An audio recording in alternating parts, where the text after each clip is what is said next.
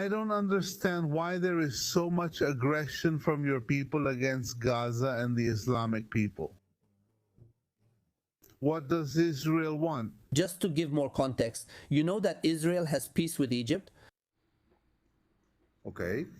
Israel has peace with Jordan. Israel has peace with the Emirates, with Bahrain, with Morocco, with Muslim countries, peace agreements. Israel gets along very well with Saudi Arabia, which is a Muslim country.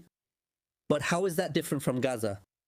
The difference with Gaza is exactly what you mentioned, that there has to be an understanding between both sides. If Israel in 2005 gives them the Gaza Strip as a gift so that it disappears, okay, so that they can create a good country. And what happens is exactly the opposite. They make missiles. For as long as I can remember, and on October 7th, which was like the worst of the worst they've done. So do we understand that they don't want peace? I think that when you say in your founding charter that the Jews are to blame for all the wars in the world, that we are hated by Allah, like you said, the Muslim who spoke earlier, that Allah hates us and we are destined for hell for not believing in Muhammad. And that at the end of history, and that's what the Hamas charter says, at the end of history, the Muslims will wipe out the Jews of the world. And we will hide behind trees and stones. In other words, nature itself will be against the Jew. It's tough with a group like that. The history of the Jews themselves has always been like that. Always, always, always. Of course, and precisely because that's been the history, we can't let our guard down. And not only that, we let our guard down for 6 hours and 1,200 of our brothers were killed and 300 were kidnapped.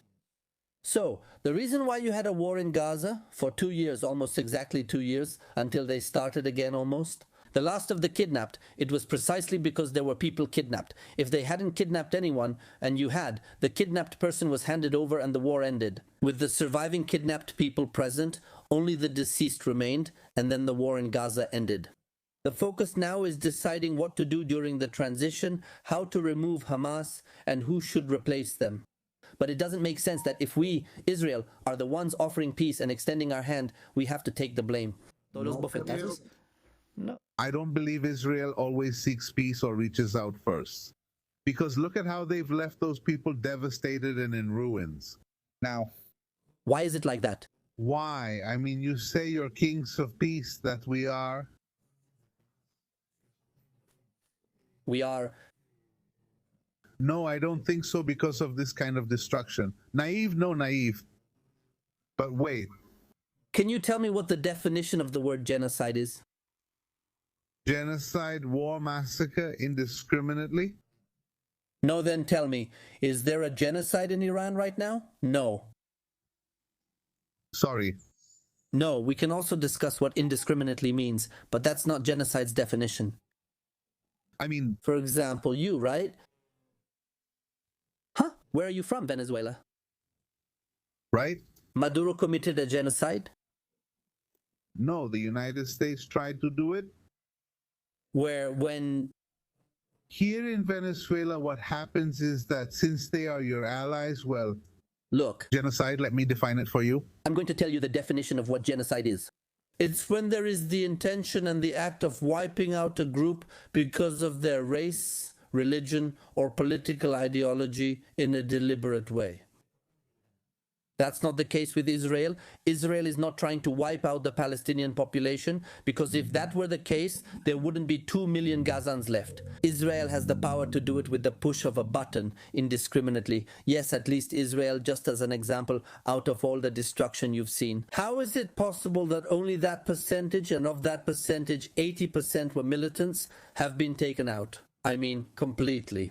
Because you know how the amount of success or lack of success between civilians and combatants is really measured. By the proportion, if Israel hit a proportion of 80% terrorists, you can't call it indiscriminate because it's not indiscriminate. Here it's very clear who started the war. October 7th never just starts on its own. And how does the war end? When they hand over the hostages they've kept for 2 years in tunnels? If they don't want war, they shouldn't come and kidnap Israelis. If they hadn't kidnapped Israelis, none of this war would have happened. None of this would have ever occurred.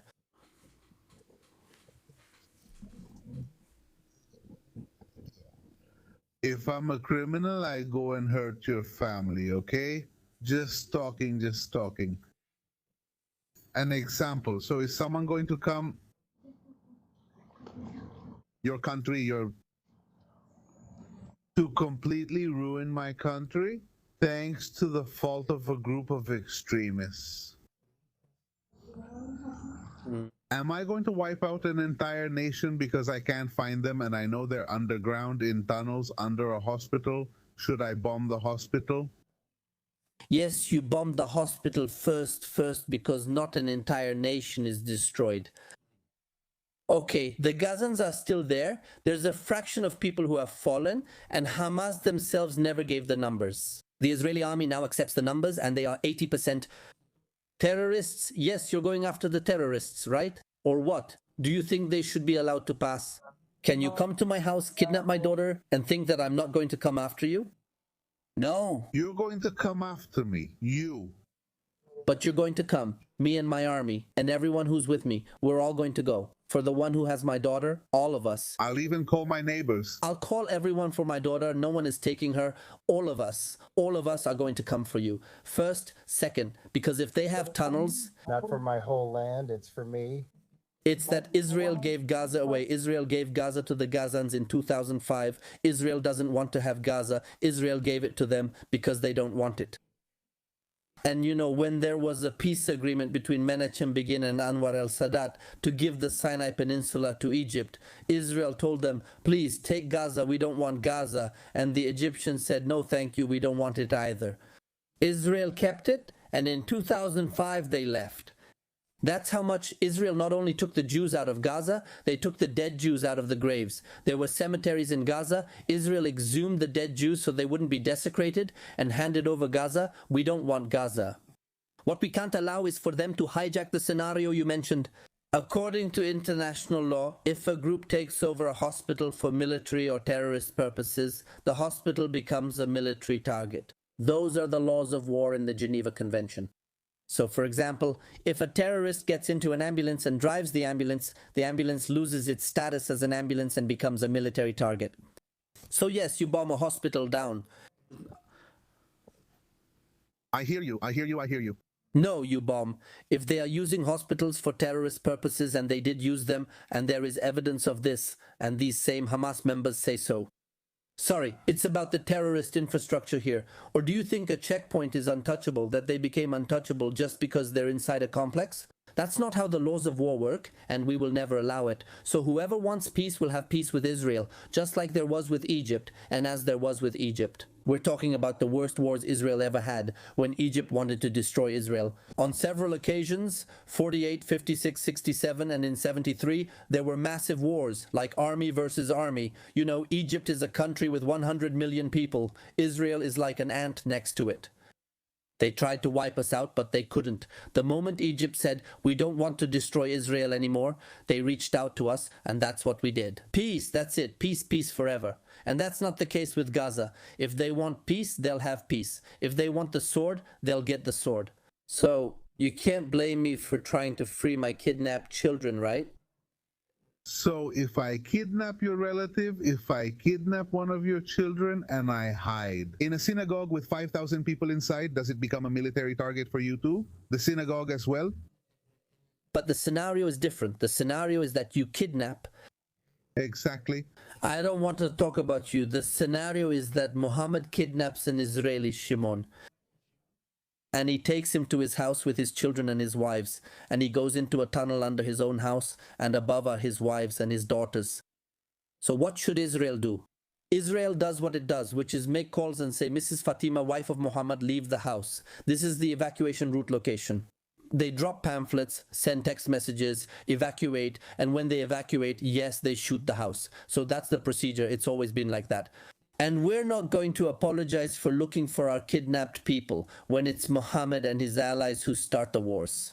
We're not going to apologize for wars we didn't start, nor for going to free our kidnapped people. If you don't like it, don't kidnap Israelis. If you don't like suffering, stop seeking it. It's that simple. For what? They ask. They've said from day one that they want the total destruction of Israel. Why, if they want the total destruction of Israel? Look and think about it. In this way, Israel takes all these precautions, gives warnings, pamphlets, evacuation routes to avoid hitting civilians. On the other hand, they only attack civilians. And if they had If they didn't want to hit civilians, they wouldn't be committing the atrocities they're carrying out in Gaza. We're talking about a realistic issue. It's purely a political and convenient matter, both for Israel and its great ally, the United States. But tell me, this is in a logical sense. That's the same. We're here in Venezuela. Tell me, we're here in Venezuela. What do you think? I mean, the United States, what right does it have to interfere with a country that hasn't done anything to it at all? Which is that country? Which is that country? The country of Venezuela? Their argument is about drugs, so I won't go with that argument. That argument was dismissed in the first session they held for Nicolas Maduro, but it wasn't the topic that Congress did not discuss Maduro's capture as the topic. I mean, he already had an arrest warrant according to United States law. The United States is the #1 country in the world in drug consumption. But they consume it because people from other places send it. That's right. Obviously, we also consume American products.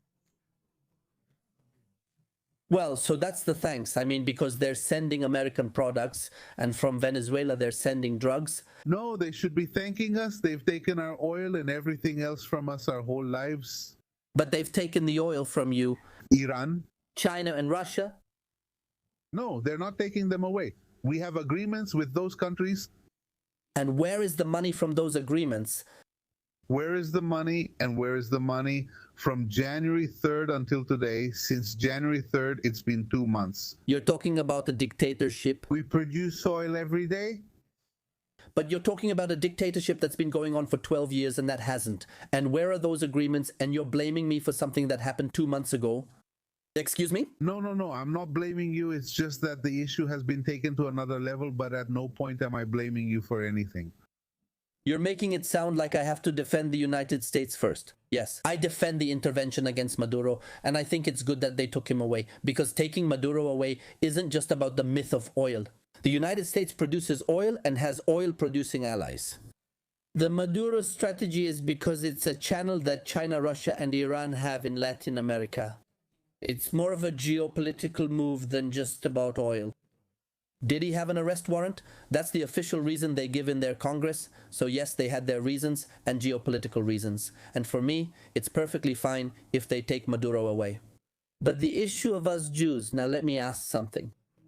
Don't they have the island of Cuba right next to them, which would be a much more strategically important island geopolitically? They haven't acted in 60 years? No. Yes, they have their sanctions, they have their conflict.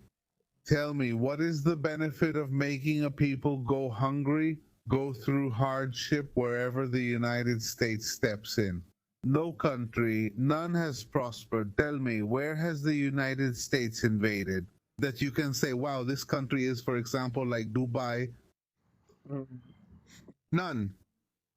But tell me. Dubai has proximity to the United States. 80 years ago, the guest left and there was an event called good. What was the question? Write it down, Kenny. What country has prospered after being invaded by the United States? There was a war called World War II, where the United States invaded the Nazi Empire.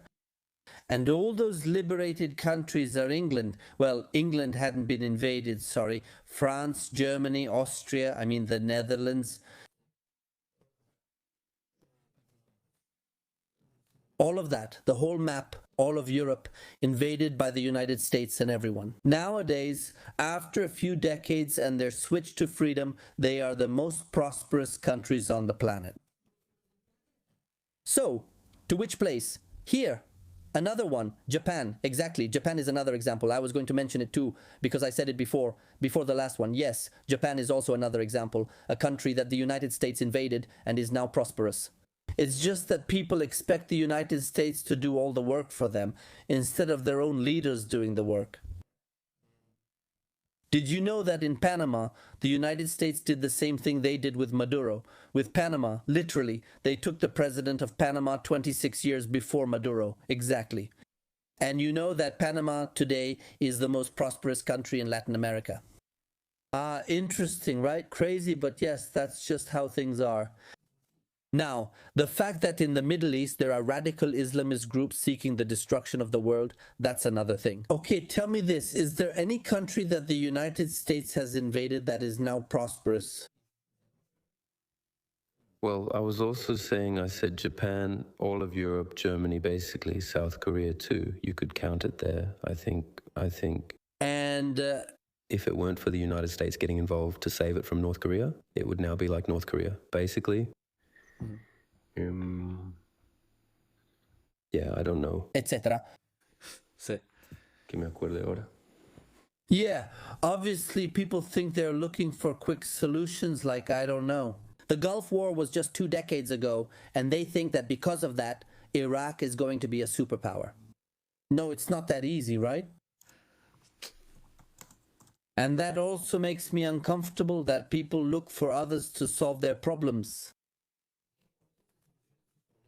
I mean, look, the United States solved the Middle East, Israel because you guys this, but they never demand, like, they're saying no, well, because Israel this, and that, but they never measure with the same ethical standard, never.